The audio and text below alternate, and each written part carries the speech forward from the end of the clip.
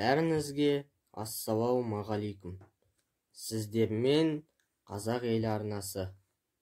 Бүгін сіздерге қазақ хандығының ұлы ханы Абылай хан жайлы айтатын боламыз. Абылай хан шын есімі Әбілмансұр. 1771-1781 жылдар аралығында билік құрған. Қазақ хандығының 18-ші ханы. Қазақ ордасының тарихындағы ең ұлы хандардың бірі. Арғы тегі Ақ Орданың негізін қалаған Орда Ежен ханнан бастау алады. Абылай онымен қоса Ырыс хан, Барақ хан, Әз Жәнібек хан сияқты билеушілердің тікелей ұрпағы. Абылай хан қазақ тарихындағы бірегей тұлға. Кенесары ханның атасы. Абылай Жәңгір ханның 5-ші ұрпағы. Жәңгір ханның Уәлибақы, Тәуке деген 2 ұлы болады. Жәңгір қайтыс болып, таққа Тәуке отырғанда, Уәлибақы хандыққа талас өкпелеп, үргенішті билеген нағашы атасы Қайып ханның қолына барады. Уәлибақының баласы Абылай жекпе-жекке шыққанда жауы шақ келмейтін батыр болып қанішер Абылай атаныпты. Осы Абылайдан көркем уәли туады. Оның баласы Әбілмансұр кейін қазаққа хан болып Абылай атанған. Ақтабан шұбырынды жылдарында жетім қалып, үйсін Төле бидің қолына келеді. Аш-жалаңаштықтан жүдеген өңіне өсіп кеткен шашына қарап, Төле би оған Сабалақ деп ат қойып, түйесін бақтырады.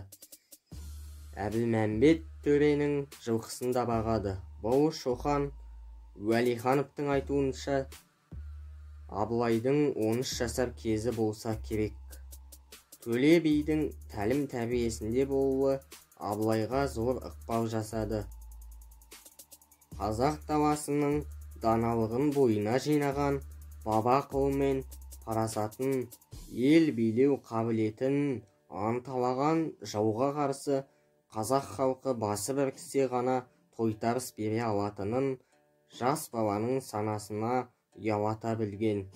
Оған қоса бала кезінен көрген жұпыны, тіршілік, өмірлік тәжірибе Абылайдың ел өміріне ерте араласуына себепші болды. Бұқар, Үмбетей жыраулардың, тағы басқа да ауыз әдебиетінің ірі өкілдерінің мәліметтеріне қарағанда, Абылай 20 жасында қан майданда ерлігімен танылған.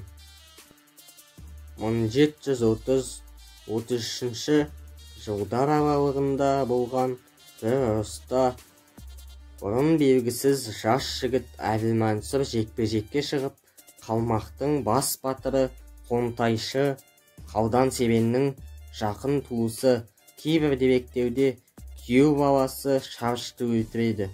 Үлкен әкесінің әруағын шақырып, жауға абылайлап ат қойған Әбілмансұр жеңісті ұрыстан соң орта жүздің сұлтаны деп танылып, қазақ даласындағы ең беделді әміршілердің біріне айналады. Бұдан соңғы жерде Әбілмансұр есімі ұмытылып, Абылай атанады. Жақсы, сіздермен болған қазақ елі арнасы. Мәтінді дыбыстаған Диас Шамбек. Мәтіннің авторы Қанат Шернұр. Видео ұнаса лайк басып, комментарий қалдырып, арнаға жазылыңыздар.